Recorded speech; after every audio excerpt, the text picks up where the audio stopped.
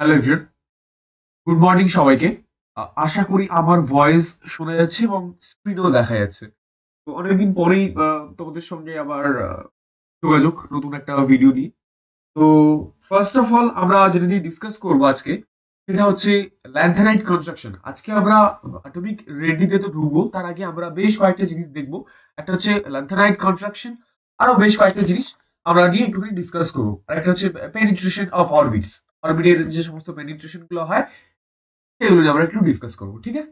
তো আজকে আমাদের ফার্স্ট টপিক যেটা সেটা হচ্ছে ল্যান্থেনাইট কনস্ট্রাকশন, और যেটাকে আমরা বাংলায় বলে থাকি ল্যান্থেনাইট সংকোচন। आई होप कि ये समझ में आया मैं क्या बोलना चाह रहा हूँ। ओके, तो चलो। আচ্ছা, তো আমাদের তাহলে ফার্স্ট যে টপিক সেটা হচ্ছে ল্যান্থানাইট কনস্ট্রাকশন। ল্যান্থানাইট কনস্ট্রাকশন, চলো আমরা একটুখানি হেডিং দিই।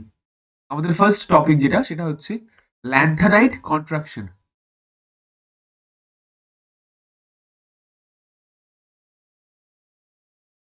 Lanthanide construction contraction. तो ये जो लैंथेनाइट कॉन्ट्रैक्शन, यह क्या होता है? अगर तुम लोग যদি পিরিয়ডিক টেবিলের 57 টু 71 পর্যন্ত এলিমেন্ট গুলো দেখো, যেটা কিন্তু আমরা আহ, আমরা বলে থাকি যেটা ল্যান্থেনাইট যে মৌলগুলি সেটাকে আমরা ল্যান্থেনাইট মৌল বলে থাকি, ল্যান্থেনাইটস এলিমেন্ট বলে থাকি আমরা, ঠিক আছে? তাদেরকে আমরা কি বলে থাকি? Lanthanide elements. ওকে, তো এই যে যাদের অ্যাটমিক নম্বর হচ্ছে যে 57 টু 71 এর মধ্যে যারা রয়েছে, অর্থাৎ ল্যান্থেনাইটের পরে থেকে সিরিয়াম থেকে আমরা যদি লুটেশিয়াম পর্যন্ত দেখি, অর্থাৎ সিরিয়াম টু লুটেশিয়াম মানে 58 টু 71 পর্যন্ত যে এলিমেন্ট গুলো দেখে থাকি, সেই এলিমেন্ট গুলোকে আমরা কি বলে থাকি? না, আমরা বলে থাকি না ল্যান্থেনাইটস এলিমেন্ট। ল্যান্থেনাইটস এলিমেন্ট, ঠিক আছে? তো আমি একটুখানি ছোট্ট করে লিখি, ছোট্ট করে একটুখানি লিখি যে এলে এটা হচ্ছে ল্যান্থেনাইট। ল্যান্থেনাইট 57 অ্যাটমিক নম্বর। তারপর তোমার আসছে সিরিয়াম, সিরিয়াম আসছে 58। তারপর পরপর 50 হচ্ছে 58 হবে 58। এরকম ভাবে পরপর যেগুলো আসে এবং লুটেশিয়ামে গিয়ে শেষ হয়। লুটেশিয়াম বা লুটেটিয়ামও বলে অনেকে। 71 এ গিয়ে যেটাকে বলা হয় লুটেশিয়াম।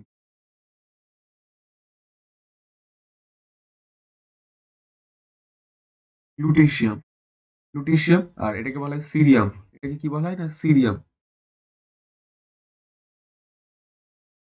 সিরিয়াম। তো এই যে 51 টু 71, এই 57 টু 71 এই যে এলিমেন্ট গুলো রয়েছে, এটাকেই বলা হয় ল্যান্থানাইড এলিমেন্ট। কি বলে এটাকে? না, এটাকেই বলা হয় ল্যান্থানাইড এলিমেন্ট। ল্যান্থানাইড, ল্যান্থানাইড, এটাকে আমরা কি বলে থাকি? এটাকেই আমরা বলে থাকি lanthanide element. Lanthanide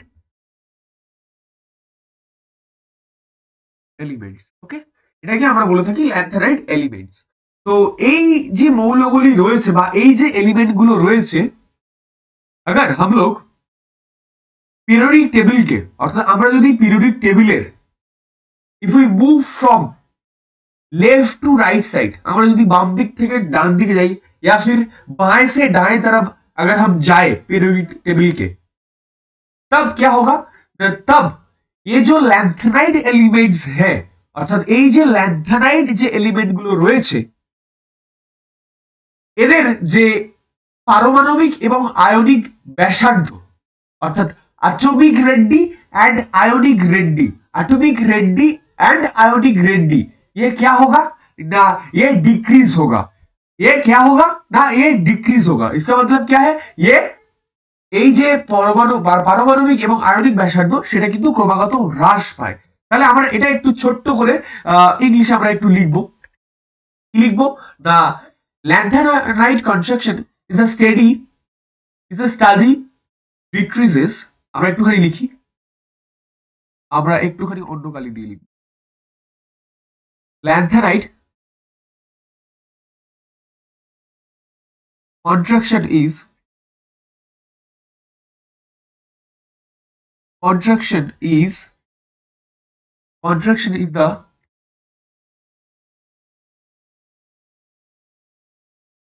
study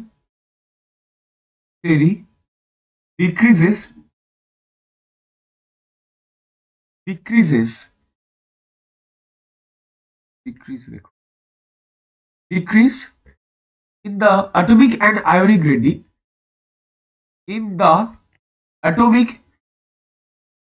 atomic and ionic ready ionic ready না লিখে ionic radius লেখো ionic radius ionic radius of the lanthanide element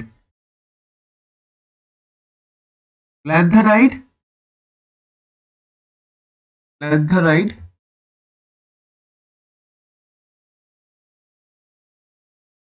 element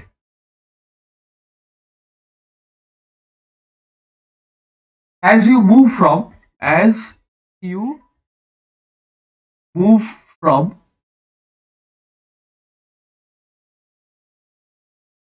left to right across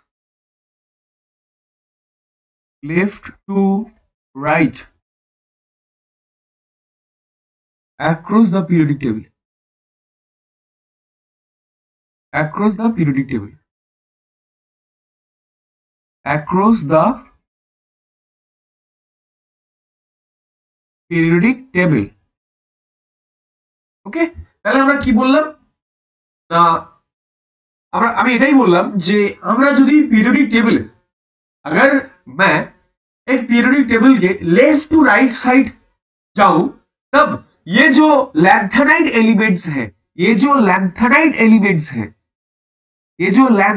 elements हैं इसका जो एटॉमिक एंड आयोनिक रेडियस है अर्थात এর যে অ্যাটমিক এবং আয়নিক যে ব্যাসার্ধ রয়েছে সেটা কি হবে না সেটা কি ডিক্রিজ হবে বা লেস হয়ে যাবে বা হ্রাস পাবে ঠিক আছে তো এটাকেই আমরা বলে থাকি ল্যান্থানাইড কন্ট্রাকশন বা ল্যান্থানাইড সংকোচন এটাই হচ্ছে ল্যান্থানাইড কন্ট্রাকশনের ডেফিনিশন ওকে তো তোমরা যারা পরীক্ষা দেবে যদি প্রশ্ন আসে তো তোমরা এটা লিখতে পারো এবার কথা হচ্ছে যে এই যে ল্যান্থানাইড কন্ট্রাকশন আমরা তো পিরিয়ডিক টেবিলের বিভিন্ন ধরনের ব্লকগুলো নিয়ে পড়ি এস পি ডি এফ তো আপাতত এই যে চারটে ব্লক রয়েছে এই ব্লকের উপর আমরা যদি ল্যান্থানাইড কন্ট্রাকশনের উপর এই ব্লকগুলোকে আমরা স্ক্রিনিং পাওয়ার দিই তাহলে স্ক্রিনিং পাওয়ারটা হবে স্ক্রিনিং বা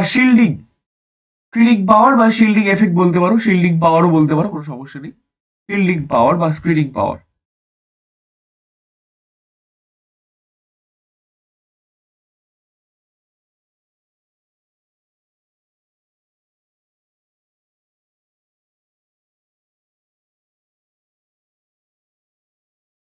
স্ক্রিনিং পাওয়ারটা কি হবে না এস এর সবচেয়ে বেশি হবে তারপর হবে পি তারপর হবে ডি তারপর হবে এফ এটাই ঠিক আছে তো এবার আমরা নেক্সট যেটা দেখবো সেটা হচ্ছে এই যে ল্যান্থানাইড কন্ট্রাকশন গুলো ঘটে তার কারণটা কি what is the reason behind it okay তো আমাদের হেডিংটা যেটা হবে সেটা হচ্ছে এটাই যে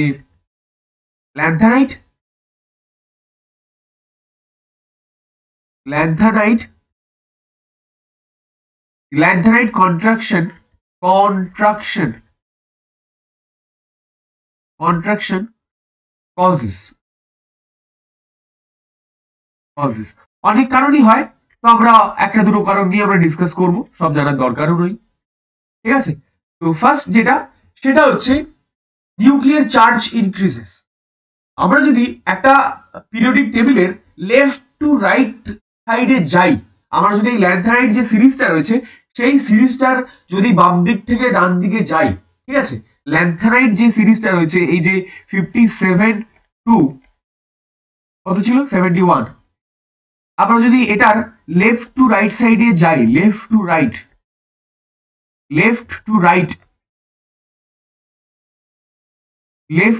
সাইডে আমরা যদি যাই তাহলে এই যে নিউক্লিয়াস যে চার্জটা রয়েছে সেটা কিন্তু ইনক্রিজ করবে।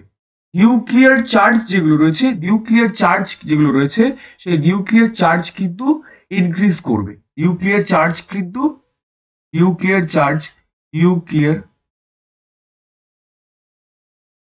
বা নিউক্লিয়াসের charge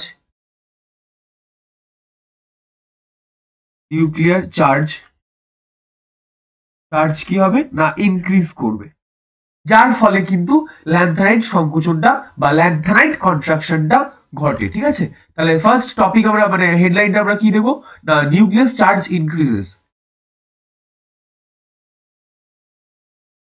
nuclear charge increases.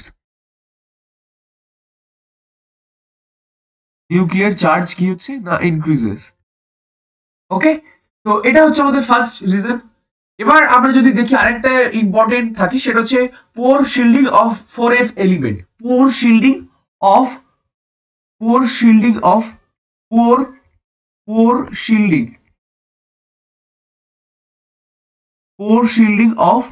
4f element. 4f blocks যে আছে সেই ব্লকের এলিমেন্টস, অর্থাৎ 4f সিরিজটার মধ্যে বা 4f ব্লকের মধ্যে যে ধরনের এলিমেন্ট গুলো রয়েছে সেই এলিমেন্ট গুলোর যে অরবিট রয়েছে, অরবিটাল যে শেল গুলো রয়েছে সেই শেল গুলো কি করে না সেই শেল গুলো কিন্তু প্রচুর উইক হয়। ঠিক আছে, প্রচুর উইক হয়, যার ফলে কি হয় না এদের মধ্যে পোর শিল্ডিং এফেক্ট ঘটে। তো সেই কারণে আমরা ল্যান্থানাইট সংকোচন বা ল্যান্থানাইট কন্ট্রাকশন আমরা কিন্তু দেখতে পাই। আর এই যে ল্যান্থানাইট কন্ট্রাকশন বা ল্যান্থানাইট সংকোচনের যে এলিমেন্টস গুলো রয়েছে বা যে সিরিজটা রয়েছে সেটা কিন্তু 4f ব্লকের মধ্যে কিন্তু ঘটে। 4f ব্লকের মধ্যে কিন্তু ঘটে। 4f কি বলা হবে সেগুলো কিন্তু 4f ব্লকের এলিমেন্ট গুলোকে সাথে 4f block elements 4f block এলিমেন্টের মধ্যে কিন্তু ঘটে। তাহলে আমি ল্যান্থানাইট কন্ট্রাকশন কি সেটা আমি আশা করি বোঝাতে পেরেছি, এবং ল্যান্থানাইট কন্ট্রাকশনের যে কারণ সেটা আমি আশা করি বোঝাতে পেরেছি। आई होप कि आप लोग समझ सके हो कि मैंने क्या बोलना चाहा, और सब कुछ ठीक ठाक ही है ख्याल से। तो यही है लैंथेनाइट कॉन्ट्रैक्शन। ठीक है, तो चले अब नेक्स्ट पार्ट जो है वो है हमारा पेनिट्रेशन ऑफ ऑर्बिटल्स। तो আমরা সেগুলো একটুখানি ডিসকাস করি। ঠিক আছে, তো এটা আশা করি আমি বোঝাতে পেরেছি। ঠিক আছে, ল্যান্থানাইট কন্ট্রাকশনটা কি এবং ল্যান্থানাইট কন্ট্রাকশনের যে কারণ সেই কারণটাও আমি আশা করি বোঝাতে পেরেছি। ঠিক আছে, চলো আমরা নেক্সট পার্টটাতে যাই, সেটা হচ্ছে পেনিট্রেশন অফ অরবিট। খুব সহজ, কিছুই নেই, চলো। আচ্ছা, তো আমরা এবার যেটা নিয়ে ডিসকাস করবো সেটা হচ্ছে পেনিট্রেশন অফ অরবিটস। আমাদের টপিকটা কি না পেনিট্রেশন অফ অরবিটস।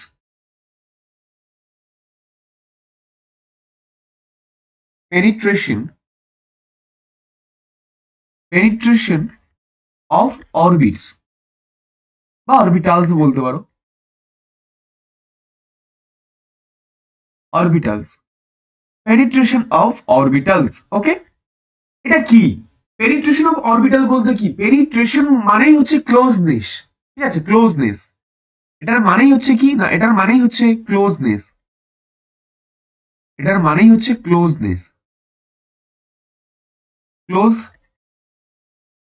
ওকে, এটার মানেই হচ্ছে কি না ক্লোজনেস। তো এই ক্লোজনেস ব্যাপারটা কি? মনে করো একটা নিউক্লিয়াস আছে, এই নিউক্লিয়াসের বাইরে অনেকগুলো ব্লক রয়েছে বা শেল। আমরা যদি দেখি তাহলে এসপিডিএফ যে ব্লকগুলো রয়েছে সেই ব্লকগুলো রয়েছে। মনে করো এটা এস, এটা রয়েছে পি, এটা রয়েছে ডি, আর এটা রয়েছে এফ।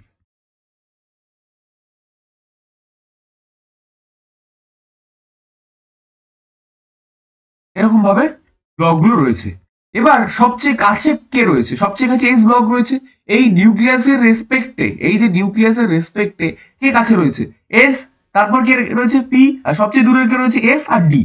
তাই জন্য পেনিট্রেটিং এটাকে বলে পেনিট্রেটিং। এই যে বিষয়টা নিয়ে ডিসকাস করছি, এটাকে বলে পেনিট্রেটিং। তাহলে কে বেশি পেনিট্রেট করবে? যে সবচেয়ে কাছাকাছি রয়েছে, তাহলে সবচেয়ে কাছে কে রয়েছে? এস। তারপর কি রয়েছে? পি। তাই জন্য এস আর পি কিন্তু স্ট্রং পেনিট্রেটিং। স্ট্রং কি বললাম আমি? না, এটা হচ্ছে স্ট্রং পেনিট্রেটিং। এই দুটো হচ্ছে স্ট্রং, খুব স্ট্রং ভাবে পেনিট্রেট করতে পারে না। ঠিক আছে, স্ট্রং পেনিট্রেটিং।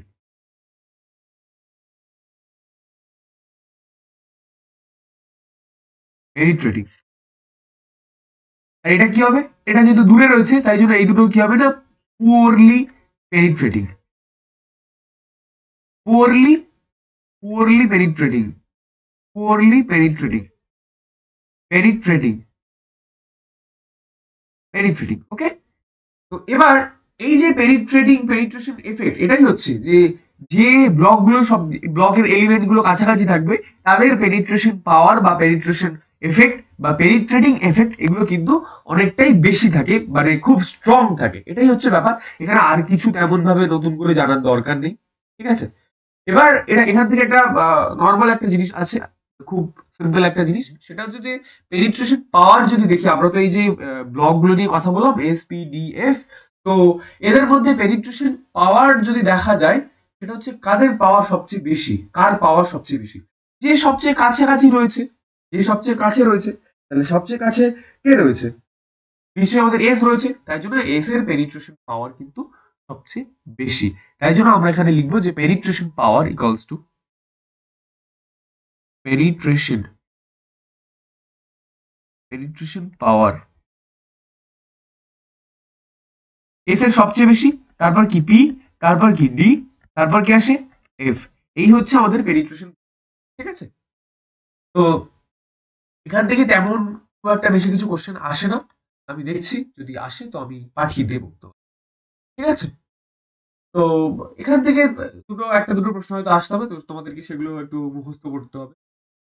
এই হচ্ছে পেনিট্রেশন অফ অরবিটালস। তাহলে এটা আশা করি আমি বুঝতে পেরেছি যে পেনিট্রেশন অফ অরবিটালস অ্যাকচুয়ালি কি।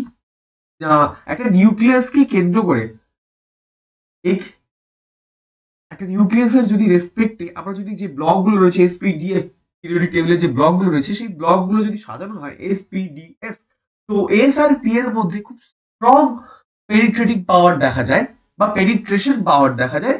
তার রেসপেক্টে ডি এবং এফ এ কিন্তু খুব উইকার বা পুয়ারলি পেনিট্রেটিং এফেক্ট বা পেনিট্রেশন পাওয়ার কিন্তু দেখা যায়।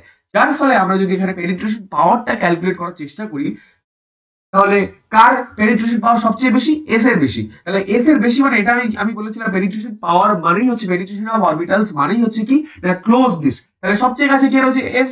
তাই জন্য এর পেনিট্রেশন পাওয়ার বা পেনিট্রেটিং এফেক্ট কিন্তু সবচেয়ে বেশি।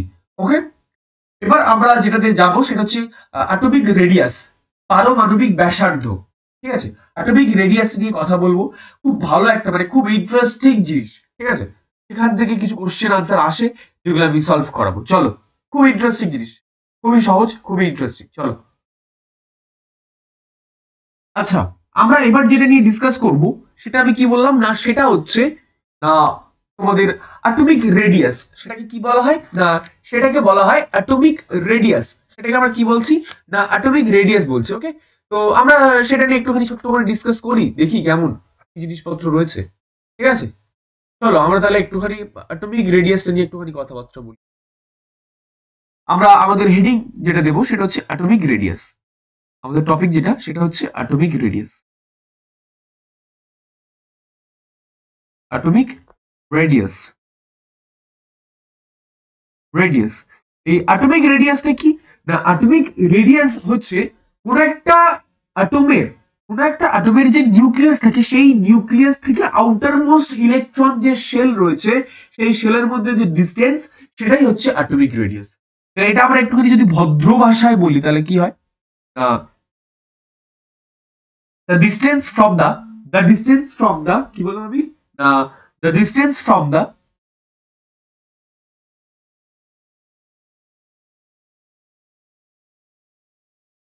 distance from the distance from the center of an atoms center of an atoms of an atoms of an atom's nucleus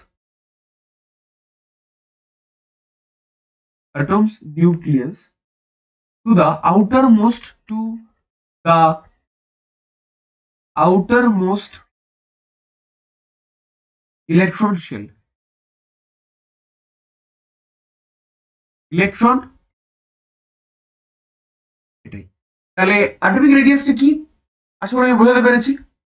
The atomic radius यही होता है कि एक जो एटम है उस एटम का जो न्यूक्लियस है उस न्यूक्लियस से वही एटम का जो आउटर मोस्ट इलेक्ट्रॉन होता है वो आउटर मोस्ट इलेक्ट्रॉन सेल से न्यूक्लियस तक जो डिस्टेंस है यही डिस्टेंस को हम क्या बोलते हैं ना, यही डिस्टेंस को हम एटॉमिक रेडियस कहते हैं। ठीक है, আশা করি আমি বোঝাতে পেরেছি। তো এই যে অ্যাটমিক রেডিয়াসটা রয়েছে এই atomic radius according to bonded state according to bonded state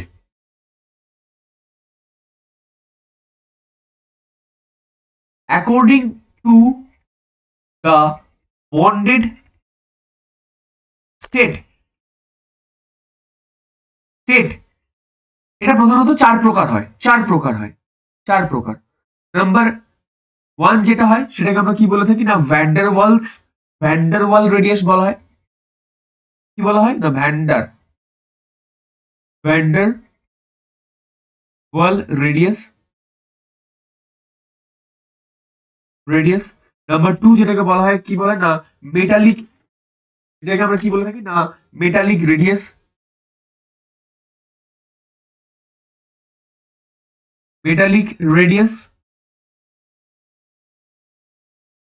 Number 3 is covalent radius.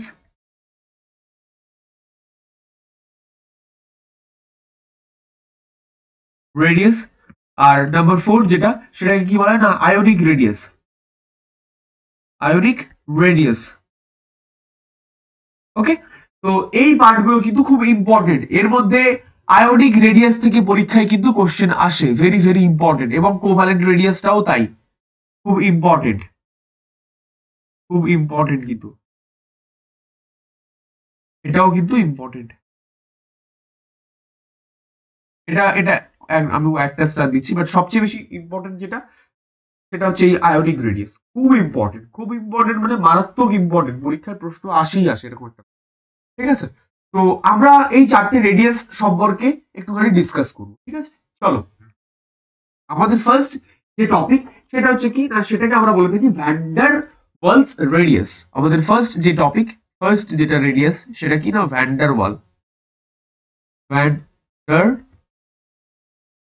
Wall radius.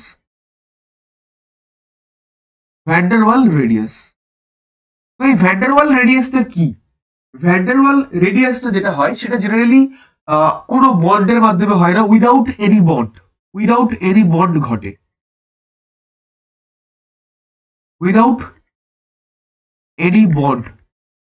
কোনো বন্ড ছাড়াই, বন্ড ফরমেশন ছাড়াই কিন্তু এই রেডিয়াসটা ঘটে। ঠিক আছে, সাপোজ মনে করো দুটো মলিকিউল রয়েছে, সাপোজ মনে করো দুটো মলিকিউল রয়েছে, এটা মনে করো এ, এটা মনে করো বি। আবার এটাও একটা মলিকিউল রয়েছে এ, এটা মনে করো বি। তো এই যে মলিকিউল রয়েছে এটা একটা মলিকিউল, এরা কি করবে একে অপরকে মানে অ্যাট্রাক্ট করবে। এরা একে অপরকে কি করবে না অ্যাট্রাক্ট করবে। আমরা যদি এটাকে ইংলিশে লিখি তাহলে কি লিখবো না it is half of the shortest distance. It is যা লিখছি তাই লিখবে, হ্যাঁ, it is half of the shortest distance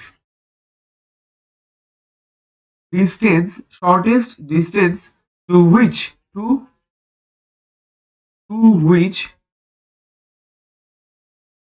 two non-bonded non-bonded atoms can approach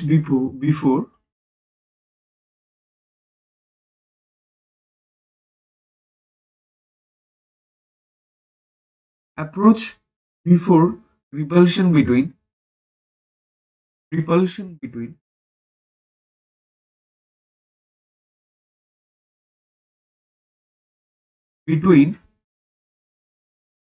their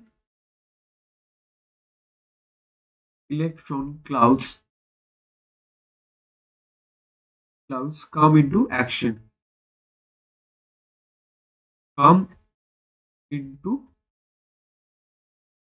action তো অ্যাকচুয়ালি এই যে মলিকিউল রয়েছে এরা কি করছে না এদের যে ইলেকট্রন গুলো রয়েছে সেই ইলেকট্রন ক্লাউড গুলো কি করছে না একে অপরকে অ্যাট্রাক্ট করতে চাইছে এরা কি করছে না একে অপরকে অ্যাট্রাক্ট করতে চাইছে সাপোজ মনে করো দুটো মলিকিউল আমি মনে করলাম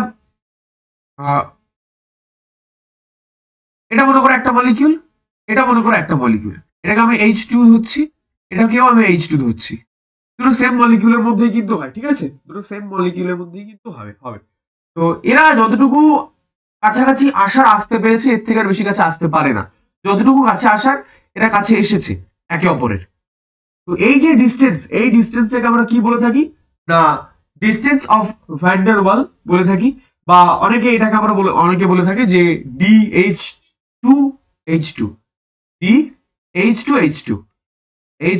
H2 এটা বলে থাকে অনেকে আবার এটাও বলে or D van der wall VW এটা বলা হয় ঠিক আছে সাপোজ এটার রেসপেক্টে আবার যদি কারোর বুঝতে সমস্যা হয় সাপোজ মনে করো এরকম একটা নিয়েছি ঠিক আছে এরকম দুটো আলাদা আমি নিয়েছি আমি একটু ভালো করে করি মনে করো ভালো করে নিয়েছি তো এই যে একে অপরের সাথে এই যে ডিসটেন্স এই ডিসটেন্সকে কি বলা হয় না DVW তো এদের মধ্যে থেকে আমরা যদি অ্যাটমিক কি বলে ভ্যান ডার ওয়াল রেডিয়াস বের করি তাহলে তার ফর্মুলাটা কি হবে যেহেতু আমরা H2H2 এখানে নাম দিয়েছি দুটো মলিকিউলের নাম দিয়ে দিয়েছি এখানে তো মলিকিউলগুলোর নাম নেই তাই জন্য আমরা কি করবো এটার রেসপেক্টে এই যে DH2O2 এই H2H2 সেটাকে আমরা এই ফরমেশন এই যে সূত্র সেটাকে আমরা লিখতে পারি যে রেডিয়াস অফ কি লিখবো না radius of van der Waal equals to distance of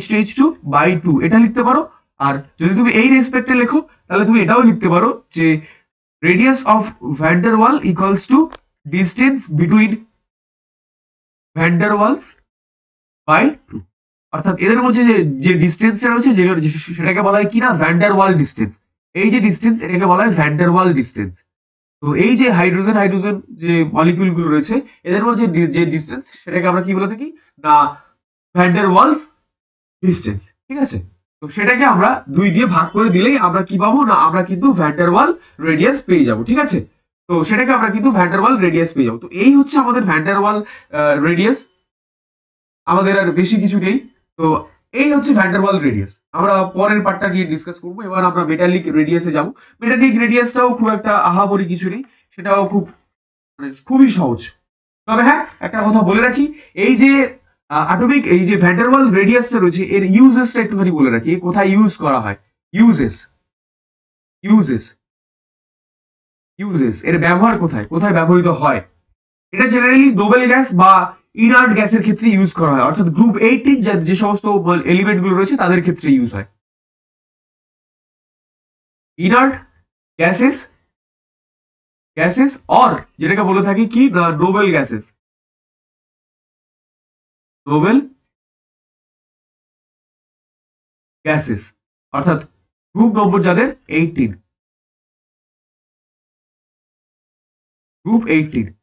এই সমস্ত এলিমেন্ট গুলোর ক্ষেত্রে কিন্তু এই ভ্যান ডার ওয়ালস রেডিয়াস কিন্তু হয় ঠিক আছে ভ্যান ডার ওয়াল কিন্তু রেডিয়াস হয় এটা মনে রাখবে হ্যাঁ চলো এবার আমরা যেটা দিয়ে যাবো সেটা হচ্ছে মেটালিক রেডিয়াসে যাবো চলো খুব সহজ কিছুই নেই সহজই রয়েছে আশা করি এই পার্টটা আমি বোঝাতে পেরেছি এই পার্টটা আমি তোমাদেরকে বোঝাতে পেরেছি ঠিক আছে চলো নেক্সট পার্টে যাই তো এবার আমরা যেটা নিয়ে কথা বলবো সেটা হচ্ছে কি না, সেটা হচ্ছে মেটালিক রেডিয়াস। কি বলবো না, সেটাকে আমরা 2 নম্বর যেটা, সেটা হচ্ছে কি না মেটালিক রেডিয়াস। খুব ভালো করে দেখবে, খুবই ইজি, আগেরটার মতোই হবে এটা।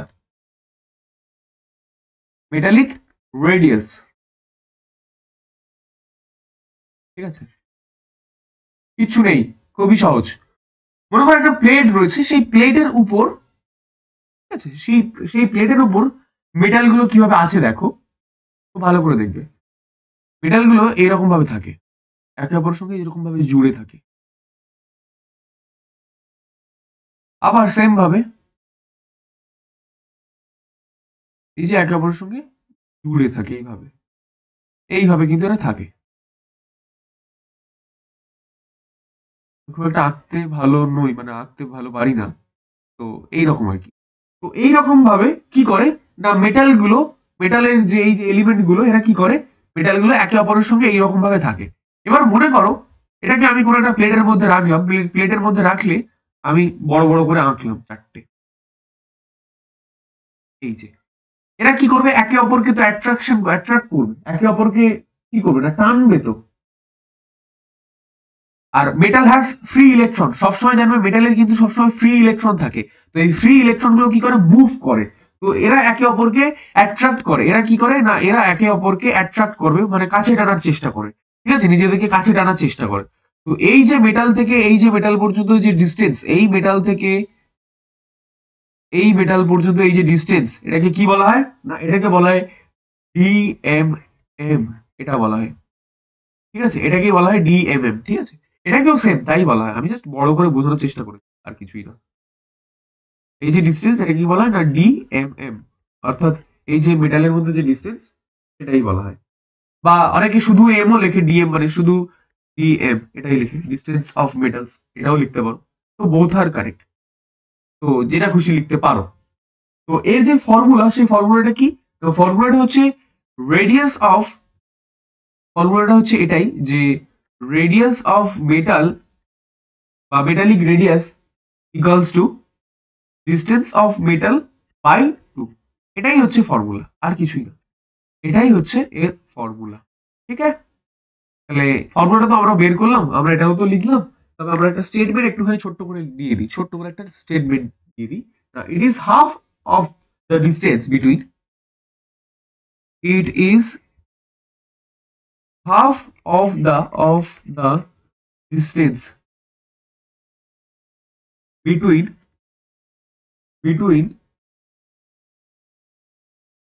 the center of two nearest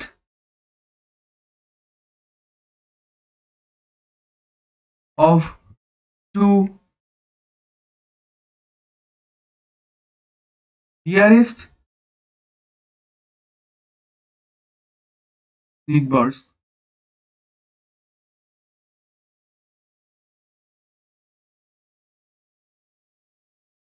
atom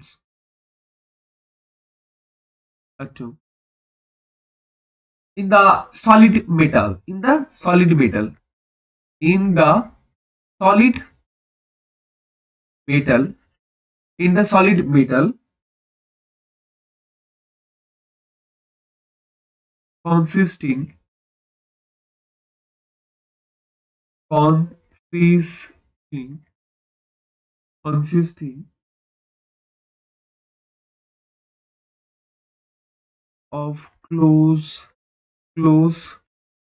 packed close packed arrangement of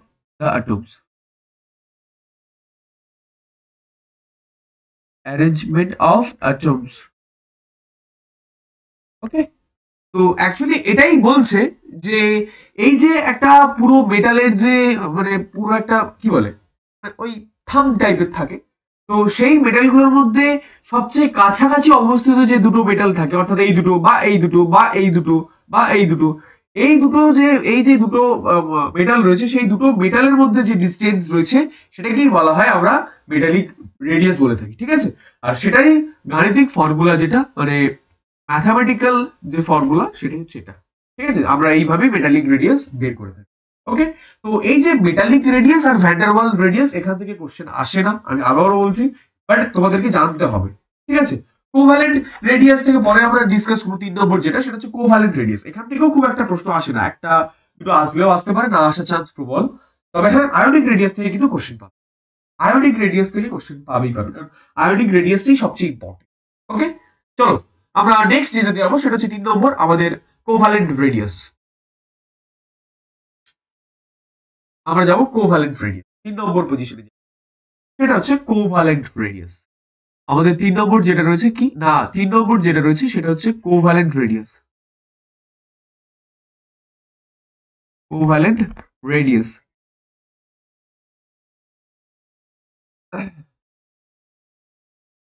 covalent radius. এই কোভ্যালেন্ট রেডিয়াসটা কি না, দুটো অ্যাটম থাকে, সেই দুটো অ্যাটমের মধ্যে আমরা জানি কি অ্যাটমের মধ্যে নিউক্লিয়াস থাকে। এবার নিউক্লিয়াসের যে ইলেকট্রন গুলো থাকে, সেই ইলেকট্রন গুলির ক্লাউড গুলো বেসিক্যালি একে অপরের কাছাকাছি আসে, একে অপরের উপরে আসে। অর্থাৎ কিরকম হয় স্ট্রাকচারটা, কিরকম হয় যদি আমি আঁকি, তাহলে মনে করো এটা হচ্ছে একটা অ্যাটম, ঠিক আছে, এটাও একটা অ্যাটম, এটাও একটা অ্যাটম। এই যে ক্লাউডস গুলো, এগুলোকে বলা হয় কি না ক্লাউডস, এগুলোকে বলা হয় ক্লাউডস, ঠিক আছে। তো এটাকে এই ধরনেরই এইভাবে অ্যাকচুয়ালি কোভ্যালেন্ট রেডিয়াসটা ঘটে, দুটো অ্যাটম একে অপরের ক্লাউডসের ক্লাউডস গুলো এক হয়ে যায় আর কি। তো এই যে অ্যাটম থেকে এই যে অ্যাটমের যে ডিস্টেন্স, এই ডিস্টেন্স থেকে কি বলা হয়, ডিসি বলা হয়, অর্থাৎ ডিস্টেন্স অফ কোভ্যালেন্ট রেডিয়াস, এটাই বলা হয়। এর যে জেনারেল যে ফর্মুলা, জেনারেল যে ফর্মুলা সেটা কি জেনারেল যে ফর্মুলা সেটা হচ্ছে covalent radius equals to distance of covalent, distance of covalent এই যে দুটো অ্যাটম রয়েছে সেই অ্যাটম বাই 2। এটা হচ্ছে জেনারেল ফর্মুলা, ঠিক আছে, এটা হচ্ছে কি একেবারে জেনারেল ফর্মুলা, এটা হচ্ছে জেনারেল ফর্মুলা। বাট এর আরেকটা ফর্মুলা রয়েছে, মানে এটার উপর বেস করে আরো একটা ফর্মুলা রয়েছে যেটা জেনে রাখা দরকার। সেটা হচ্ছে যদি দুটো কন্ডিশন আমি দিয়ে দিচ্ছি, যদি দুটো কন্ডিশন আমি দিয়ে দিই, তার আগে আমি এটার রেসপেক্টে এটার একটা ছোট্ট যে স্টেটমেন্ট হয় সেটা আমি একটু করে দিয়ে রাখি। It is half intermolecular, it is half intermolecular,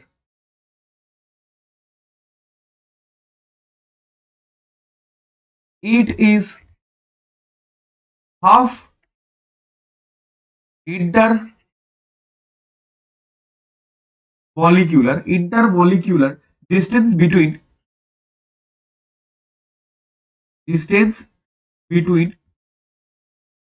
two atoms of the same element, of the same element, joined by a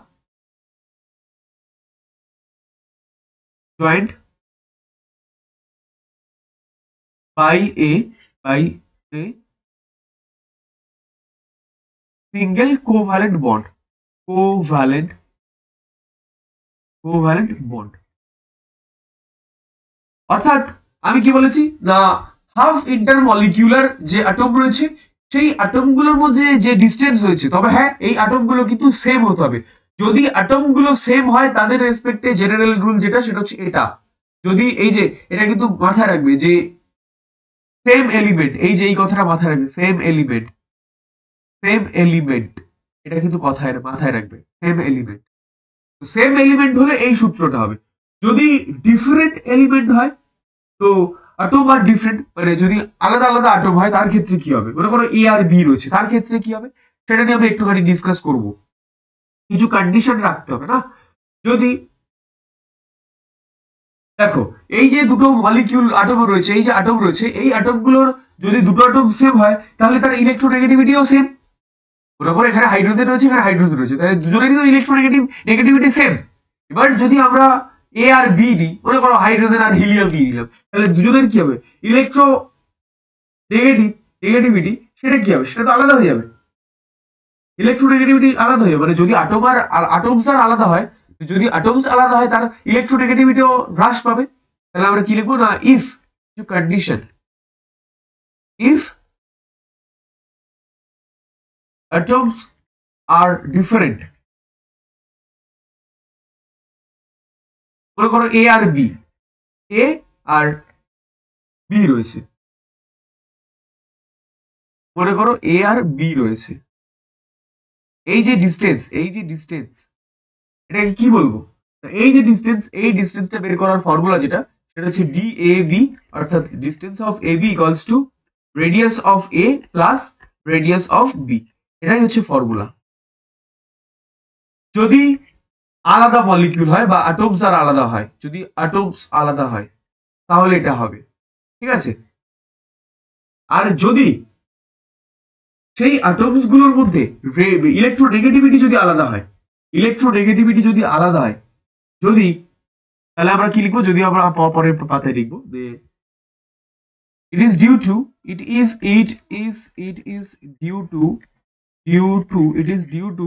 different in electronegativity, different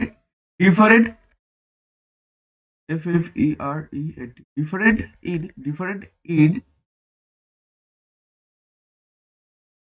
electronegativity of the atoms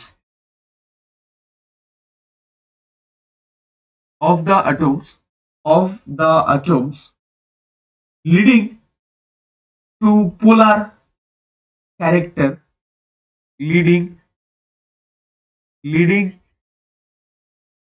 to polar character in the bond। একটা বন্ডের মধ্যে যদি দুটো different atom থাকে এবং সেই দুটো different অ্যাটমের যদি আলাদা ইলেকট্রোনেগেটিভিটি থাকে, এই যে এটার ক্ষেত্রে এটার কিন্তু অ্যাটমগুলো আলাদা, তবে এদের ইলেকট্রোনেগেটিভিটি কিন্তু সেম, এদের কিন্তু সেম ইলেকট্রোনেগেটিভিটি, সেম ইলেকট্রোনেগেটিভিটি, যার কারণে এই ফর্মুলাটা।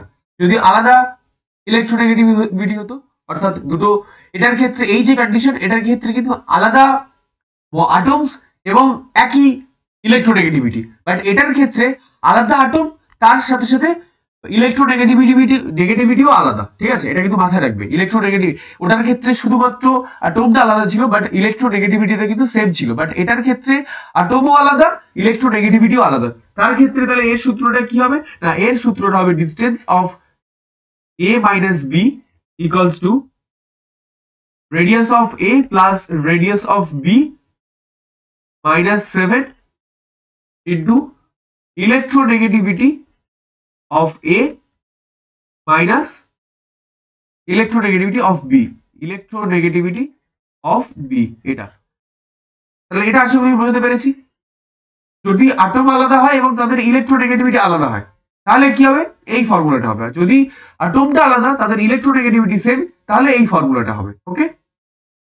আর যদি পুরোটাই সেম হয়, অর্থাৎ এদের মলিকিউল দুটো সেম হয়, দুটো সেম মলিকিউল হয়, তাহলে তার রেডিয়াস তো সেমই হবে। এই রেডিয়াস বলছি, সরি, তার ইলেকট্রোনেগেটিভিটি তো সেমই হবে। তো সেই রেসপেক্টে তার যে ফর্মুলা, সেটা হচ্ছে radius of covalent bond equals to distance between this two atoms. এই দুটো অ্যাটমস এর মধ্যে যে ডিসটেন্স, সেই ডিসটেন্সটা তার সঙ্গে 2 দিয়ে ভাগ। ওকে? তাহলে 3টে ফর্মুলা আশা করি বুঝতে পেরেছি। এখান থেকে একটা ছোট্ট করে একটা প্রবলেম, মনে করো সিএফ বন্ড রয়েছে, সেই সিএফ বন্ডের মধ্যে আমরা একটা প্রবলেম করবো। চলো একটা ছোট্ট করে একটুখানি ছোট্ট করে প্রবলেম রয়েছে। মনে করো সি আর এফ, এই যে বন্ডটা রয়েছে, এই বন্ডের মধ্যে আমরা এই প্রবলেমটা, দুটো তো আলাদা, দুটো কার্বন আর এদিকে এফ অ্যাটম, তাহলে দুজনেরই তো মোটামুটি আমাদের অ্যাটমটাও আলাদা, আর এদের কি হবে? এদের ইলেকট্রোনেগেটিভিটিও আলাদা হবে। এটার ক্ষেত্রে তোমরা লিখে রাখবে যে atoms are different, তার সাথে কি হবে? না, electronegativity is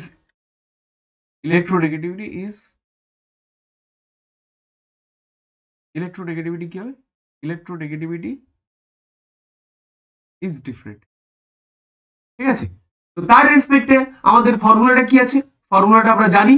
ফর্মুলাটা কি ছিল? না, ফর্মুলাটা এটাই ছিল যে distance of A minus B A minus B মানে এ হবে সি আর বি হবে কি হবে এফ হবে। তাহলে radius of A plus radius of B minus 7 into electronegativity of A minus electronegativity of B, electronegativity of B. এই হচ্ছে formula. তাহলে আমাদের কি দরকার? সবগুলোই তো দরকার।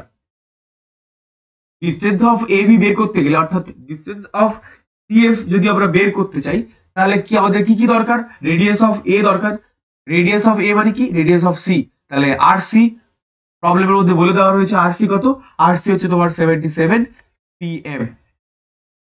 আর এফ অর্থাৎ রেডিয়াস অফ বি মানে হচ্ছে radius of F. Radius of F আটমের কত? 64 পিএম। ওকে। আর এদিকে কি দরকার আমাদের? ইলেকট্রোনেগেটিভিটি। তাই তাহলে ইলেকট্রোনেগেটিভিটি বলে দিয়েছে। ইলেকট্রোনেগেটিভিটি অফ কার্বন কত বলে দিয়েছে না 2.55। আর এদিকে ইলেকট্রোনেগেটিভিটি অফ এফ আটম যেটা হচ্ছে বলা হচ্ছে ইলেকট্রোনেগেটিভিটি অফ বি তার কত বলে দিয়েছে না তার ক্ষেত্রে বলে দিয়েছে 4.00। ঠিক আছে। তাহলে এর রেসপেক্টে distance of A minus B বলতে অ্যাকচুয়ালি এ থেকে বি এর দূরত্ব। মাইনাস না, এটা অ্যাকচুয়ালি থেকে মানে 2, এটা কোনো মাইনাস চার্জ নয় কিন্তু। হ্যাঁ। তো রেডিয়াস অফ এ কত? অর্থাৎ রেডিয়াস অফ কার্বন কত? 77। তাহলে 77 প্লাস এদিকে কত আছে? 64। 64 মাইনাস 7 সূত্রে 7। আর এদিকে ইলেকট্রোনেগেটিভিটি কত আছে? এদিকে আছে তোমার 2.55। 2.55। আচ্ছা, এর কিন্তু সূত্র যেটা ছিল সেটা হচ্ছে তোমার হোল স্কোয়ার হবে। এটা হোল স্কোয়ার হবে। হ্যাঁ, এটা হোল স্কোয়ার হবে। Whole square, whole square. এটা কি হবে না হোল স্কোয়ার? এটা তোমার হবে হোল স্কোয়ার।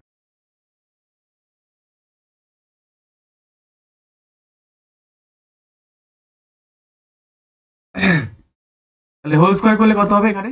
2.55 মাইনাস 4.00 এর হোল স্কোয়ার। তাহলে আলটিমেটলি এটা যোগ করলে কত হবে?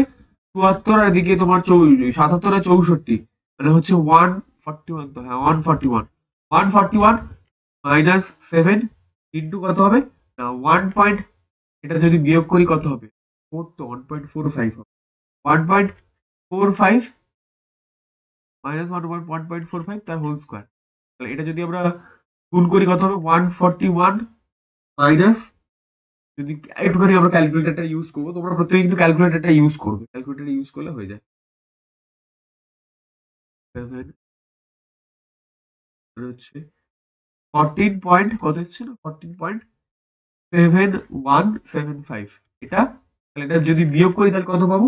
বিয়োগ করলে 126 126.2825 পিএম। ঠিক আছে। এটাই হচ্ছে আনসার। অ্যাকচুয়ালি এটা হোল স্কোয়ার হবে। আমি একটুখানি হোল স্কোয়ারটা লিখতে ভুলে গেছিলাম। তো এটা হোল স্কোয়ার হবে। হ্যাঁ। তো এটা কি হবে না এই যে ফর্মুলাটা এটা হোল স্কোয়ার, বাকি সব ঠিকঠাক আছে। বাট এই যে এটার হোল স্কোয়ারটাই হবে। তাহলে আশা করি আমি বোঝাতে পেরেছি। ঠিক আছে। এই ফর্মুলাটা আশা করি আমি বোঝাতে পেরেছি এবং এই ফর্মুলার যে প্রবলেম সেটা আশা করি আমি বোঝাতে পেরেছি। তোমার একটা সিএফ বন্ড দেওয়া থাকবে। এবার আমরা জানি সিএফ বন্ড মানে কি? দুটো আটমও আলাদা। তাহলে দুটো আটম আলাদা মানে দুজনের ইলেকট্রোনেগেটিভিটিও আলাদা হবে। তাই তো? ইলেকট্রোনেগেটিভিটি যদি আলাদা হয় তাহলে তার ফর্মুলাটা কি? এই যে ফর্মুলা কোন ফর্মুলা? এই ফর্মুলাটাই হবে। ফর্মুলাটা দিয়ে আমরা এই ফর্মুলাটা পেয়ে গেছি। তার সাহায্যে এই যে থ্রুতে সবগুলো এগুলো থ্রুতে কি করেছি না আমরা কিন্তু সবগুলো পেয়ে গেছি। ঠিক আছে। তো আজকে আমাদের লাস্ট পার্ট সেটা হচ্ছে কি না সেটা হচ্ছে আয়োডিক রেডিয়াস। খুবই ইন্টারেস্টিং মানে এখান থেকে প্রশ্ন তোমরা পাবেই পাবে। ঠিক আছে। আমি চেষ্টা করছি আমার দিক থেকে ভালো করে বোঝানোর। তোমরা আশা করি বুঝতে পারবে। যদি কারো কোথাও বুঝতে সমস্যা হয় আমাকে জিজ্ঞাসা করো। ঠিক আছে। তো আমরা নেক্সট যে পার্টটা নিয়ে ডিসকাস করব 4 নম্বর পার্ট, সেটা কি না সেটা হচ্ছে আয়োডিক রেডিয়াস। Iodic radius.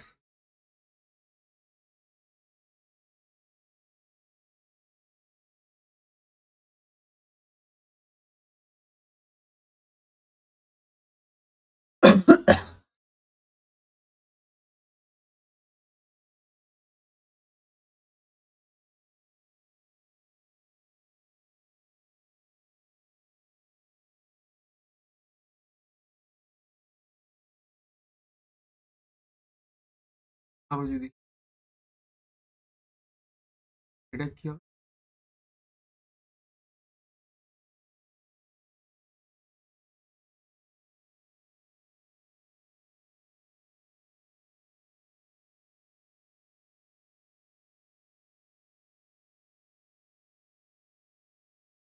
তো আমরা এবার যেটা নিয়ে ডিসকাস করবো সেটা হচ্ছে কি না আয়োনিক রেডিয়াস। তো আয়োনিক যে রেডিয়াস এটা বেসিক্যালি আমাদের যে বিজ্ঞানী পাউলি রয়েছে, পাউলি, তো তিনি প্রথম এই আয়োনিক রেডিয়াসটা নিয়ে ডিসকাস করেছেন এবং তেনার যে অ্যাপ্রোচ রয়েছে সেই অ্যাপ্রোচ থেকে আমরা পাই। তো সেই কারণে এটাকে আমরা লিখবো যে পাউলিং পাউলিংস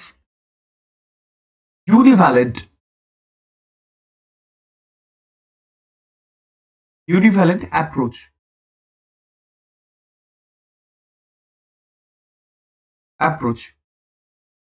তো তিনি কি বলেছেন? তো আমরা জানি খুব ছোট ছোট জিনিস আমি একটুখানি দেখাচ্ছি, তোমরা একটুখানি বোঝার চেষ্টা করো। মনে করো একটা অ্যাটম রয়েছে, অ্যাটম, আমি লিখলাম অ্যাটম। সেই অ্যাটম থেকে আমি ইলেকট্রন কি করলাম না নিয়ে নিলাম। ইলেকট্রনটা নিয়ে নিলে কি হবে? কি চার্জ হবে অ্যাটমের? অ্যাটমের একটা পজিটিভ চার্জ হবে। অ্যাটমের কি হবে? পজিটিভ চার্জ হবে এবং ইলেকট্রনটা কি হবে না বাইরে বেরিয়ে আসবে। ইলেকট্রনটাকে আমি নিয়ে নিলাম। এই যে সিস্টেম, এটাকে কি বলা হয়? এটাকে কি বলা হয়? এটাকে ক্যাটায়ন বলে থাকি। আমরা কি বলে থাকি? ক্যাটায়ন। এটাকে আমরা ক্যাটায়ন বলে থাকি।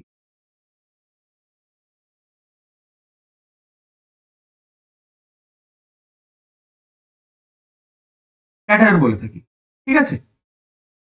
এবং কোন একটা অ্যাটম রয়েছে, সাপোজ মনে করো কোন একটা অ্যাটম রয়েছে, সেই অ্যাটমের মধ্যে আমরা কি করলাম না ইলেকট্রন দিলাম। ইলেকট্রন দিলে আমরা কি পাবো? একটা অ্যাটম স্টেবল রয়েছে, সেখানে যদি আরো একটা জিনিস দিয়ে দিই তাহলে তার কাছে কি হবে? নেগেটিভ চার্জ চলে আসে, অর্থাৎ সেটাকে বলা হয় কি না অ্যানায়ন বলা হয়। অর্থাৎ অ্যাটমটা কি হয়? অ্যাটমের যে চার্জ সেটা নেগেটিভ চার্জ চলে আসে, আর সেটাকে আমরা কি বলে থাকি? সেটাকে আমরা অ্যানায়ন বলে থাকি। অ্যানায়ন বলে থাকি, ঠিক আছে? তো এই যে আমরা ইলেকট্রনটা নিয়ে নিচ্ছি, এই ইলেকট্রনটা নিয়ে নেওয়ার ফলে এর যে অ্যাটমিক রেডিয়াস সেটা কি হচ্ছে না হ্রাস পাচ্ছে বা ডিক্রিজ হচ্ছে।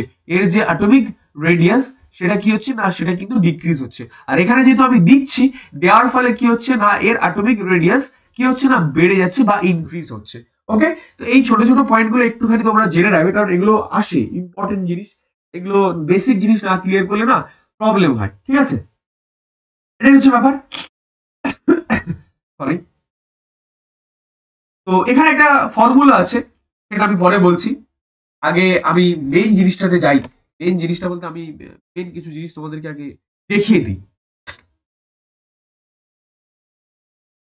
এবার এই যে তাহলে হিসেব মতো আমরা কি দেখতে পাচ্ছি? এই যে মানে আয়োনিক যে রেডিয়াস যেটা ঘটছে সেটা কিন্তু একটা ক্যাটায়ন এবং একটা অ্যানায়নের মধ্যেই ঘটে, ঠিক আছে? অর্থাৎ একটা মোনোভ্যালেন্ট আর একটা হচ্ছে মোনোভ্যালেন্ট আর একটা হচ্ছে কি না আইসো ইলেকট্রনিক আয়ন। এই দুটো আইসো ইলেকট্রনিক আয়ন বলতে অর্থাৎ সেম নাম্বার অফ ইলেকট্রনের ক্ষেত্রেই কিন্তু ঘটে। তাই জন্য আমরা এখানে লিখবো, ছোট্ট করে একটুখানি লিখবো যে it is applicable for it is applicable for it is applicable applicable applicable for monovalent and same number of electrons, same number of electron ions।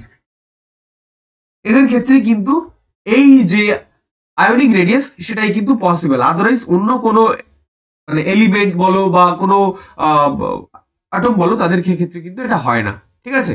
তাহলে একটা ক্যাটায়ন এবং একটা অ্যানায়নের মধ্যেই ঘটে, একটা ক্যাটায়ন এবং একটা অ্যানায়নের মধ্যেই ঘটে। মনে করো একটা ক্যাটায়ন আমি ড্র করলাম, একটা ক্যাটায়ন আমি ড্র করলাম, এটা মনে করো একটা ক্যাটায়ন, ঠিক আছে? আর একটা মনে করো একটা অ্যানায়ন আছে, একটা মনে করো অ্যানায়ন রয়েছে। তো এই যে ক্যাটায়ন আর এই যে অ্যানায়ন এদের মধ্যে যে ডিসটেন্স, সেই ডিসটেন্সটাকে কি বলা হয় জানো? সেই ডিসটেন্স ইকুয়ালস টু বলা হয় আর প্লাস আর মাইনাস, অর্থাৎ আর প্লাস বলছে এই যে ক্যাটায়নটা রয়েছে এই ক্যাটায়নটার রেডিয়াস এবং এই যে অ্যানায়নটা রয়েছে এই অ্যানায়নটার রেডিয়াস, এই স্মল আর মানে হচ্ছে কিন্তু কি না রেডিয়াস, ঠিক আছে। তো এখান থেকে আরেকটা পার্টে আমরা যাব। অ্যাকর্ডিং টু পাউলিং যে অ্যাপ্রোচটা দিয়েছিল তিনি কি বলেছিলেন generally, according to Pauling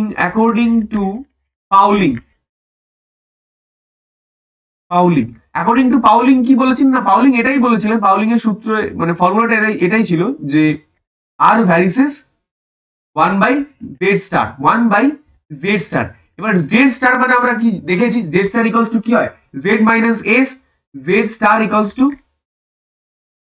Z minus S.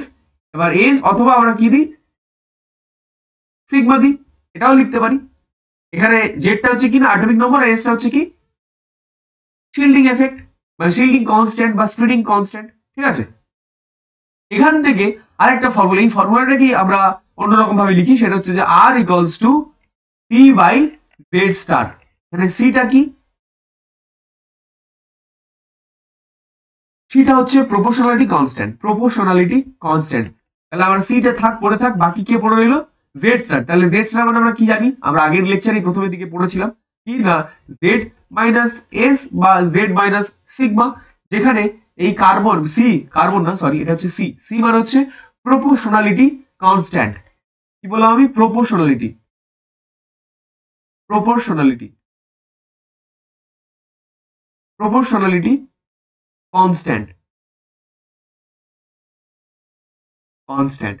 Proportionality constant বলা হয়। এটা হচ্ছে শিল্ডিং কন্ট্রিবিউশন বা শিল্ডিং কনস্ট্যান্ট বলা হয়, শিল্ডিং কন্ট্রিবিউশন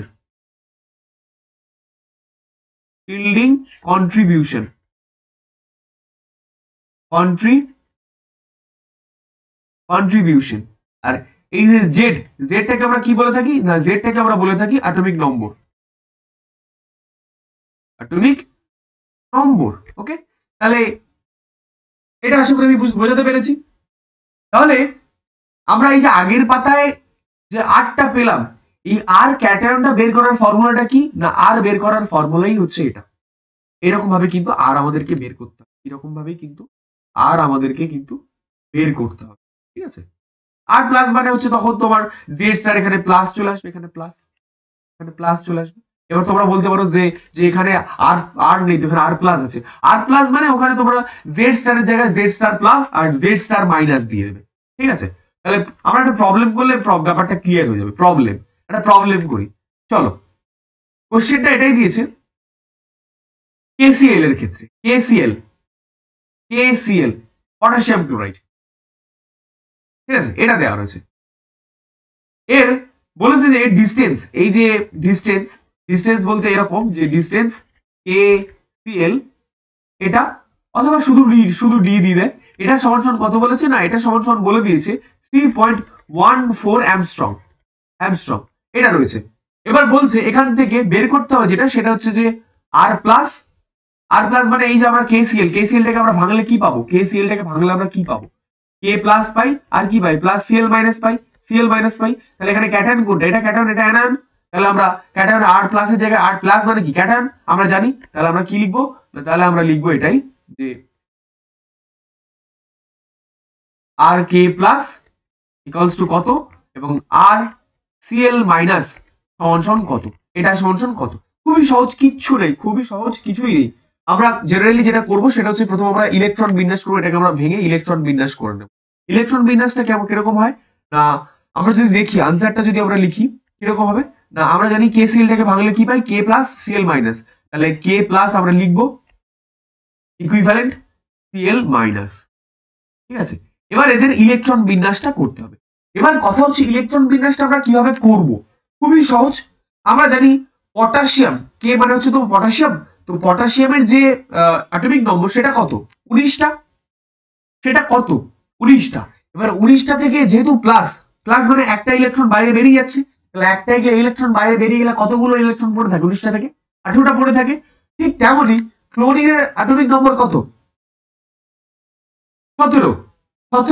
একটা নেগেটিভ চার্জ, তাহলে নেগেটিভ চার্জ মানে কি একটা ইলেকট্রন নিয়ে নিচ্ছে, তাহলে একটা ইলেকট্রন নিয়ে গেলে কত হচ্ছে 18টা, তাহলে এরও 18টা এরও 18টা, তাহলে আমরা সেই জন্যই ইকুইভ্যালেন্ট এই যে সিম্বল সেটা আমরা ইউজ করেছি। তাহলে 18টা যদি হয়, আমরা যদি আটমিক নম্বর দুজনেরই 18 খুঁজে পাই, তাহলে ইলেকট্রন বিন্যাসটা কেমন হবে না 1s2 2s2 2p6 3s2 pp কত হবে 6 8 8 8 16 17 18। ঠিক আছে, এবার আমরা কিভাবে করি আমরা সবাই জানি না 1s টাকে একটা রেখে দিই, 2s 2p টাকে রেখে দিই, 2s 2p টাকে রেখে দিই, 3s 3p টাকে আলাদা করে রেখে দিই।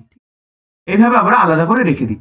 এবার কথা হচ্ছে ইলেকট্রন বিন্যাস তো আমরা করলাম, তাহলে আমরা কোনটা 3s বের করবো না 3p? এখানে দেখো df কিছুই নেই, এখানে শুধু রয়েছে s আর p ব্লক রয়েছে। তাহলে সরি, এখান থেকে আমরা যদি বের করি সিগমাটা বের করতে পারি, তো এখান থেকে আমরা সিগমা বের করতে পারি। সিগমা আমরা 4s বা কি বলে 3s এবং 3p যদি বের করি, যে কোনো একটা যদি বের করি আমরা একই পাবো ভ্যালু কিন্তু একই পাবো। আমরা যদি 3s ও বের করি একই ভ্যালু পাবো, 3p ও যদি বের করি, তো আমরা সবসময় এখানে 3s দরকার নেই, আমরা সবসময় 3p অর্থাৎ শেষে যেটা রয়েছে সেটা নিয়ে কথা বলবো, সেই এলিমেন্টটা। তাহলে আমরা এটাকে কি ধরবো না, এটাকে n শেল ধরবো, এটাকে n-1 শেল ধরবো, এটাকে আমরা n-2 শেল ধরবো। আমি যেহেতু আগের বারে স্লেটার্স রুল করিয়েছি, আমি কিন্তু মোটামুটি ভাবে যতটুকু বলার আমি বলে দিচ্ছি, আশা করি তোমরা বুঝতে পারছো আমি কিভাবে করছি। তো আমরা যদি দেখি এখানে কতগুলো ইলেকট্রন রয়েছে 6 আর 2 8, তাহলে আমরা কি করব না 8 ইনটু আমরা কি বলেছি n শেলের জন্য কতগুলো কি দিয়ে গুণ করব না n মানে কত 8 8 ইনটু 0.35 এটা দিয়ে গুণ করব।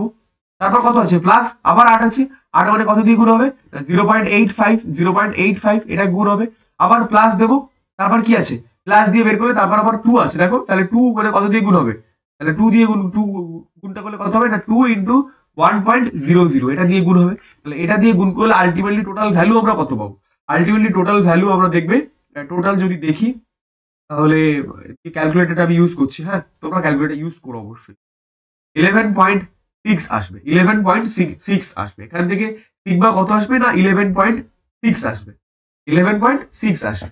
এবার যেটা গল্প, আমরা জেড স্টার বের করবো, তাহলে জেড স্টার কার বের করবো, Z star of K plus বের করবো, প্রথমে কে প্লাস। আচ্ছা পটাশিয়ামের এমনি নর্মাল যে ইলেকট্রন কি বলে অ্যাটমিক নম্বর সেটা কত না আমরা সবাই জানি 19, ওটাই লিখবো আমরা, ওটাই লিখবো 19 লিখবো 19। আর আমরা জেড স্টার মানে আমরা কি জানি, জেড স্টার মানে হচ্ছে তো জেড মাইনাস এস, তাহলে জেড আমরা অ্যাটমিক নম্বর পেয়ে গেছি, এস মানে কত স্ক্রিনিং কনস্ট্যান্ট বা শিল্ডিং কনস্ট্যান্ট বা শিল্ডিং কন্ট্রিবিউশন, সেটা আমরা কত পেয়েছি আগের পাতায় দেখো, এই যে সিগমার ভ্যালু কত পেয়েছি, সিগমার ভ্যালু বা এস এর ভ্যালু আমরা কত পেয়েছি, এটাকে এস ও বলা যেতে পারে, তো সেটার ভ্যালু 11.6। তাহলে আমরা 11.6 এটা আমরা লিখতে পারি, তাহলে এটা বিয়োগ করলে কত পাবো, এখানে আমরা 7.4 পাবো, 7.4 পাবো একটা।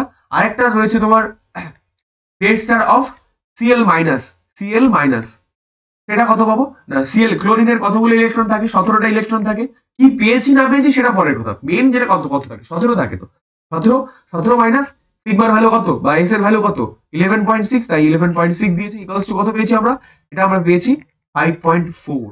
ঠিক আছে, তাহলে আমরা জেড স্টার কে প্লাস এবং জেড স্টার Cl মাইনাস এর ভ্যালু আমরা পেয়ে গেছি, এটাই অ্যাকচুয়ালি আমাদের মানে ছিল, এটাই অ্যাকচুয়ালি আমাদের কি ছিল না জানতে চেয়েছিল।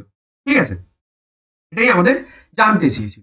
এবার যেটা গল্প আর কি কি বের করতে হবে, তো এটা যেহেতু আমরা আয়নিক রেডিয়াস বের করছি, তো আয়নিক রেডিয়াস আমরা তো বের করে ফেলেছি, এখান থেকে মেন যে সূত্রটা ছিল সেটা আমরা সবাই জানি, মেন সূত্রটা কি ছিল না আমরা জানি ডিস্টেন্স ইকুয়ালস টু কি জানি না, এটা তো আমরা আর বের করার ফর্মুলা আমরা আর বের করলাম, ঠিক আছে, অর্থাৎ আর প্লাস অর্থাৎ একটা ক্যাটায়ন এবং একটা অ্যানায়নের ভ্যালু আমরা বের করলাম। এবার যেটা গল্প সেটা হচ্ছে যে distance of r plus R minus, এটাই তো আমাদের মেন সূত্র, আমরা আয়নিক রেডিয়াসে পড়েছি, এই যে হয়ে গেল, এই যে এটাই হচ্ছে মেন সূত্র, ডিস্টেন্স দুটো অ্যানায়ন আর ক্যাটায়নের মধ্যে ডিস্টেন্স। তাহলে আমরা অ্যানায়ন আর ক্যাটায়ন তো পেয়েই গেছি, এই যে অ্যানায়ন একটা ক্যাটায়ন আমরা তো পেয়েই গেছি, তাহলে অ্যানায়ন আর ক্যাটায়নের ভ্যালু যখন পেয়ে গেছি, জেড স্টার আমরা যখন পেয়ে গেছি, তাহলে আমাদের নর্মাল যে সূত্র সেটা আমরা কি জানি, আর সমান কি জানো তোমরা, আর সমান পড়ে এসছো, এই যে আর সমান সি বাই জেড স্টার, তাহলে জেড স্টারের ভ্যালু তোমরা পেয়ে গেছো, তাহলে উপরে কে পড়ে থাকবে সি, আর Z star of K plus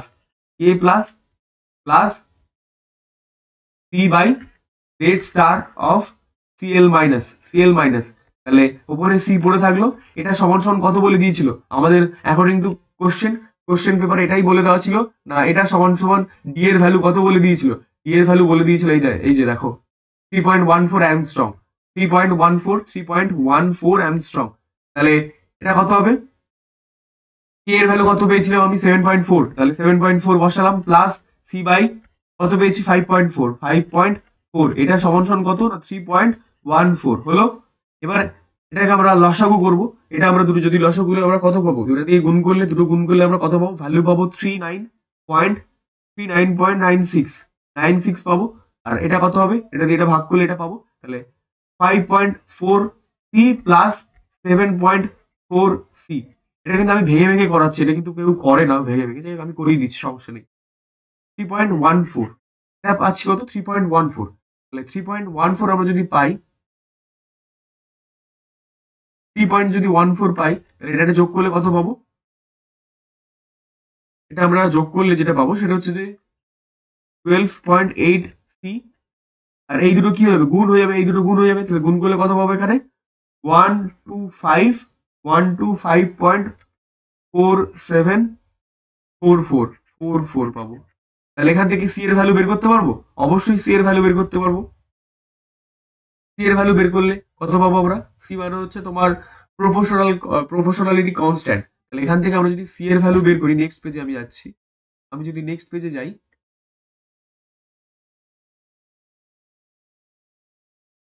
তাহলে এখান থেকে ওকে, তো আমরা এখান থেকে সি এর ভ্যালু বের করতে পারি। তাহলে সি এর ভ্যালু কত হবে, এবারে দেখো এই যে সি এর ভ্যালু কত হবে, এটা বাই এটা, তাহলে ভাগ করে দেবো দুটোকে, তাহলে সি এর ভ্যালু কত হবে না 125, 125.4744 ছিল তো 4744 বাই কত হবে 12.8। এটা যদি তুমি ভাগ করো, ভাগ করলে কত আসবে দেখবে 9.81 এটা আসবে। আমরা কি ছিল অ্যামস্ট্রং, ব্যাস আমরা পেয়ে গেছি। তো এই হচ্ছে প্রবলেম, আর কিছুই না। তাহলে আশা করি এই প্রবলেমটা আমি বোঝাতে পেরেছি, এই প্রবলেমটা আশা করি আমি বোঝাতে পেরেছি, ঠিক আছে। কিছুই নেই, এই প্রবলেমগুলো কিছুই নেই, খুবই সহজ, তোমরা সবাই পারবে একবার দেখলে পরীক্ষায়। এইগুলোই কয়েকটা আসে, এগুলোই আসে জেনারেলি, ঠিক আছে, আর কিছু আসে না। আমি আরো কয়েকটা প্রবলেম করাচ্ছি, সেটা করলে আরো বেশি ক্লিয়ার হয়ে যাবে। এটা তো আমি ফার্স্ট প্রবলেমটা করলাম, এবার আমরা আরো কিছু প্রবলেম, এটা আমরা আরো কিছু প্রবলেম করব, ঠিক আছে। তাহলে এই প্রবলেমটা আশা করি বোঝাতে পেরেছি। যারা এই এই যে প্রবলেমটা দেখছো তারা অবশ্যই কিন্তু স্লেটার্স রুলটা দেখো, বিকজ স্লেটার্স রুল ছাড়া কখনো এই অঙ্ক করা যাবে না বা এই প্রবলেম কখনো সলভ করা যাবে না। ওকে, তো চলো আমরা নেক্সট আরেকটা প্রবলেমে যাই, চলো। আচ্ছা দেখো, আমাদের আগের প্রবলেমের মতো আগের যেটা কি ছিল না, KCL ছিল, ঠিক আছে। এবারে যেটা রয়েছে সেটা হচ্ছে কোশ্চেন এটাই দিয়েছে তোমাদের NAF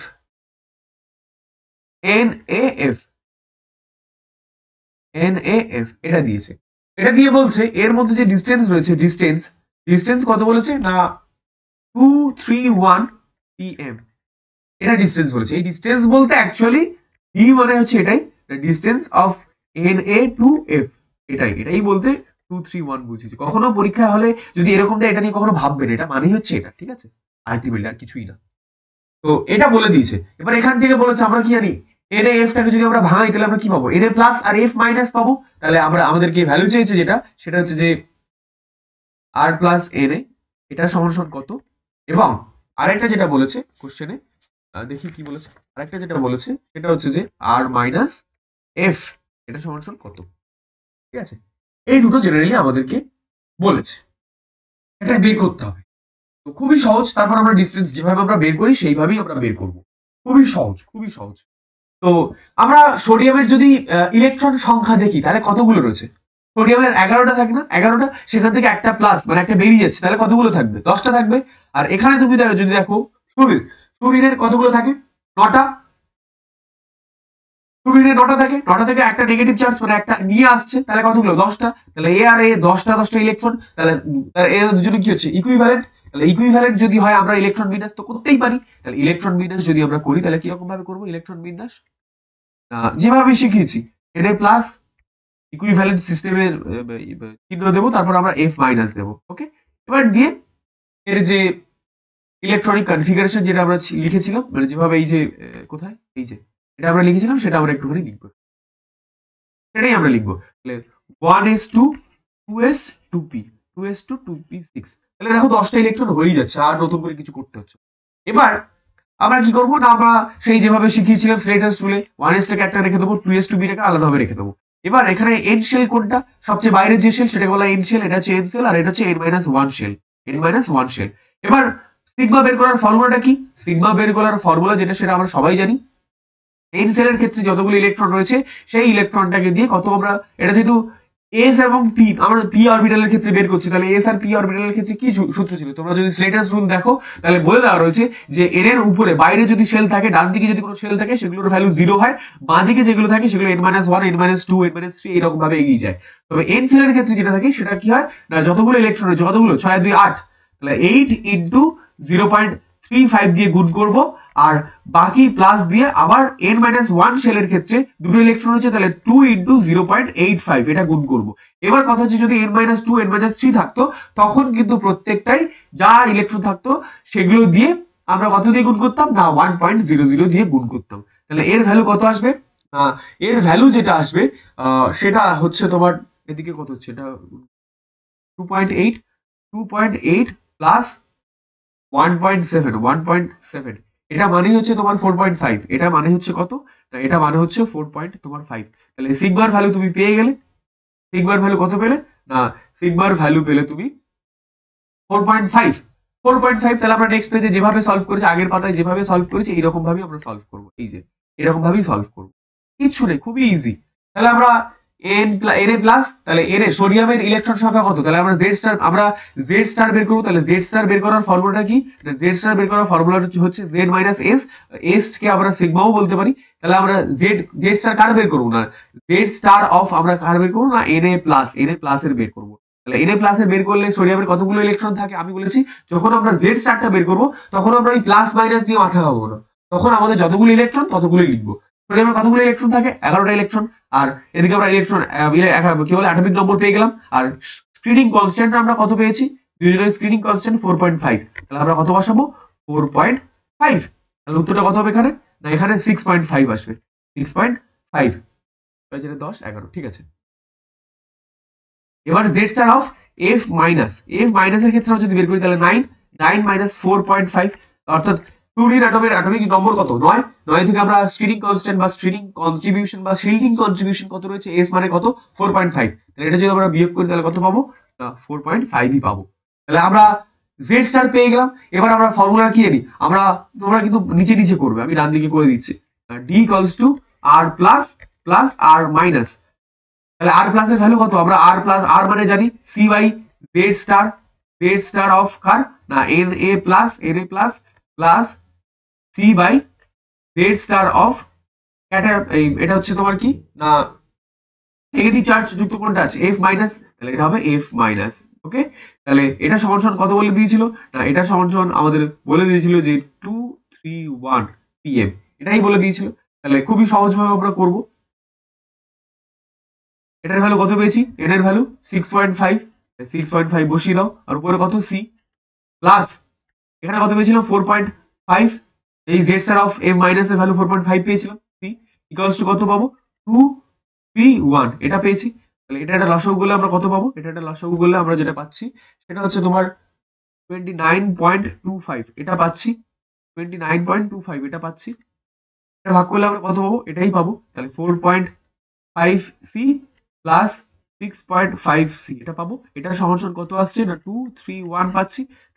এখান থেকে কত হচ্ছে, এটা যোগ করে দেবো, এটা যোগ করলে কত হবে 11.00c ইকুয়ালস টু এই দুটো গুণ হয়ে যাবে, এটা এখানে গেলে তো গুণই হয়, তাহলে গুণ করলে কত হবে 6.756 কত হবে না 56। তোমরা গুণ করে দেখবে, ঠিক আছে, তোমরা প্রথমে গুণ করেই দেখে নিও যে ঠিকঠাক আছে কিনা।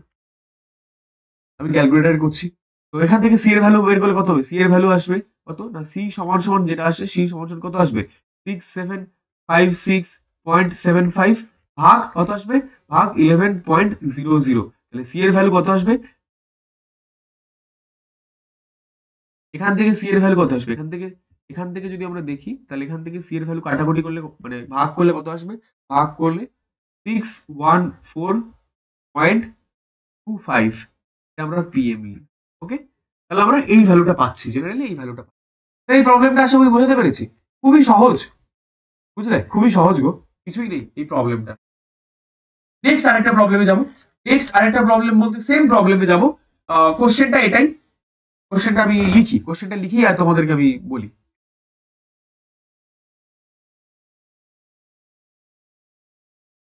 কোশ্চেনটা দিয়েছে এটাই, কোশ্চেনটা এটাই দিয়েছে কি, কোশ্চেনটা বলে দিয়েছে যে inner ionic inter sorry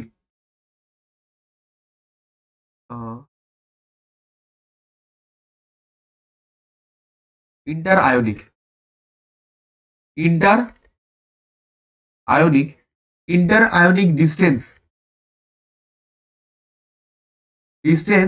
in Mg2 plus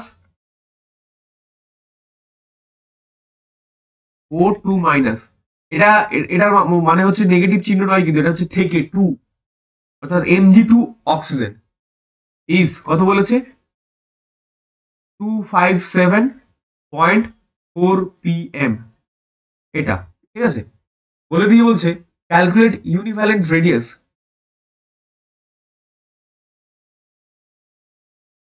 calculate univalent radius of Mg2 plus and O2 minus। এটা খুবই সহজ, কিছুই না। খুবই সহজ বলতে আমরা কিরকম ভাবে করবো? প্রথমে আমরা ইলেকট্রন বিন্যাস করব। এই যে প্রবলেমটা যেটা তোমাদেরকে এই প্রবলেমগুলো দিয়েছে, এই প্রবলেমের মতোই বলে দিয়েছে প্রবলেমটা এখানে। এই যে প্রবলেমগুলো দিয়েছে এগুলো আমি তোমাদেরকে ছবি তুলে পাঠিয়ে দেবো, যে কিরকম প্রবলেম আসে, কোশ্চেনটা কিরকম আসে সেটা আমি পাঠিয়ে দেবো, বলে দেবো, চাপ নেই, ঠিক আছে?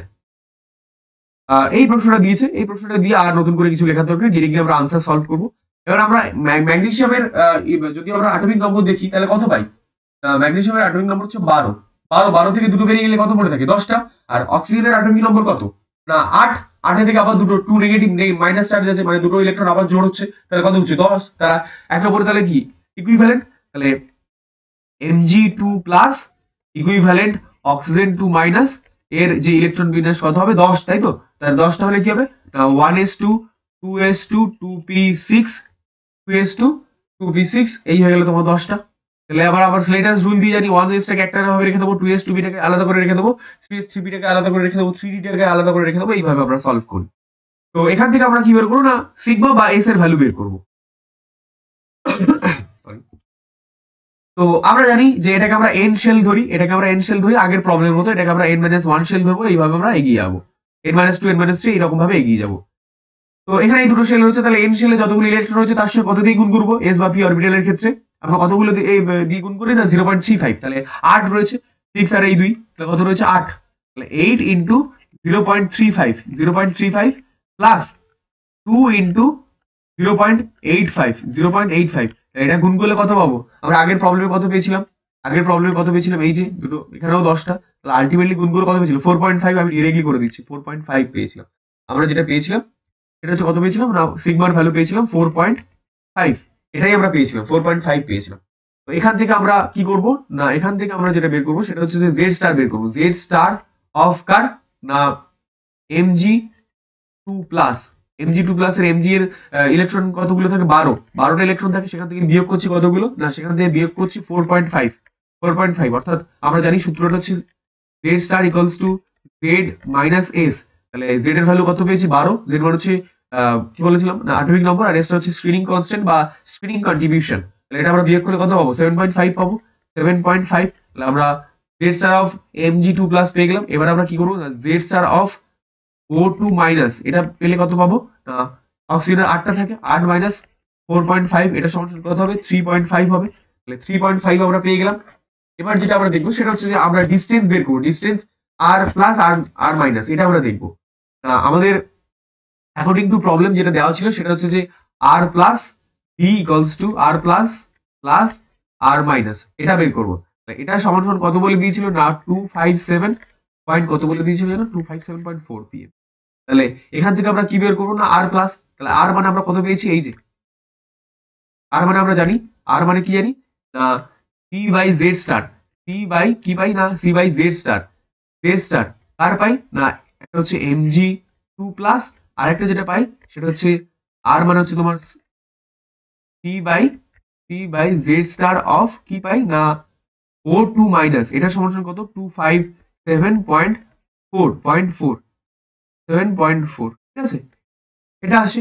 এবার আমরা C by Z star of mg2 plus কত পেয়েছিলাম Z star of mg2 4 7.5 maybe এই যে 7.5 তাহলে কত পেয়েছি 7.5 আর এটা কত পেয়েছি সি বাই 3.5 এটা সমান সমান কত না 257.4 পেয়েছি। এবার এটা আমরা লসাগু করলে কত পাবো এটা লসাগু করে যদি দেখি তাহলে 7.5 আর দিকে কত হচ্ছে 26.25 26.25 এটা আমরা পাচ্ছি। আলটিমেটলি কত হচ্ছে এটা যদি আমরা এটা দিয়ে ভাগ করি দেন আমরা কত পাবো 3.5c প্লাস প্লাস কত পাই না 7.5c এটা আমরা পাই এটা সমান সমান কত পাই 257.4 এটা পাই। তাহলে এখান থেকে আলটিমেটলি আমরা কত পাচ্ছি এখান থেকে আলটিমেটলি আমরা যেটা পাচ্ছি এখান থেকে আমরা যেটা পাচ্ছি সেটা হচ্ছে যে কত সি 11.00c আর এই দুটো কি হবে গুণ হয়ে যাবে এই দুটো গুণ করলে কত হবে 6756.75 তাহলে আলটিমেটলি এখান থেকে সি এর ভ্যালু কত হবে এখান থেকে আমরা যদি সি এর ভ্যালু দেখি সি সমান সমান কত হবে না 6756.75 ভাগ কত হবে এটা ভাগ হবে 11.00 দিয়ে ভাগ করবো তাহলে 11.00 দিয়ে ভাগ করলে কত হবে 614 তোমরা ক্যালকুলেটর দেখবে এটাই আসবে 25 আমি এটা সকালেই সলভ করছি এটাই আসবে এটাই হচ্ছে পিএম এ পেয়েছিলাম পিএম তো এটাই তোমরা পাবে। হ্যাঁ তো এই হচ্ছে আমাদের প্রবলেম গুলোর আশা করি এই প্রবলেমটা আমি বোঝাতে পেরেছি কারোর কোথাও আশা করি কোনো প্রবলেম নেই যদি প্রবলেম থেকে থাকে দেন আমাকে বলবে আমি আবার বুঝিয়ে দেবো কোনো সমস্যা নেই। এই যে কোশ্চেনগুলো যে 3টে কোশ্চেন করালাম এই কোশ্চেনগুলো আমি তোমাদেরকে পাঠিয়ে দেবো হোয়াটসঅ্যাপ গ্রুপে কোনো সমস্যা নেই।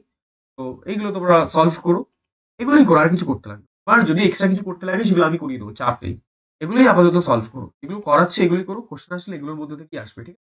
তাহলে আজকে আমরা কি বললাম না আটমিক রেড্ডির পার্টে পুরো পার্টটাই আমরা কিন্তু শেষ করেছি আমরা সেখানে ল্যান্থানাইট কন্ট্রিবিউশন পড়লাম কনস্ট্রাকশন পড়লাম পেনিট্রেশন এফেক্ট পড়লাম বা পেনিট্রেশন পাওয়ার পড়লাম তারপর আমরা কি বললাম না অ্যাটমিক রেড্ডিতে আসলাম। অ্যাটমিক রেড্ডি কয় প্রকার আমি বলেছিলাম 4 প্রকার কি কি ভ্যান ডার ওয়ালস রেডিয়াস তারপর হচ্ছে মেটালিক রেডিয়াস তারপর হচ্ছে তোমার কোভ্যালেন্ট রেডিয়াস আর আরেকটা হচ্ছে সেটা হচ্ছে আয়োনিক রেডিয়াস এবং আয়োনিক রেডিয়াস থেকে যে প্রবলেমগুলো আসে সেই প্রবলেমগুলো কিন্তু আমরা সলভ করি দিলাম। ওকে চলো সবাইকে থ্যাংক ইউ দেখা হচ্ছে খুব তাড়াতাড়ি আবার তোমাদের নেক্সট লেকচার এই উইকেই হয়তো আমি আরেকটা দেবো নেক্সট পার্টে আমরা ঠিক আছে চলো টাটা সবাইকে।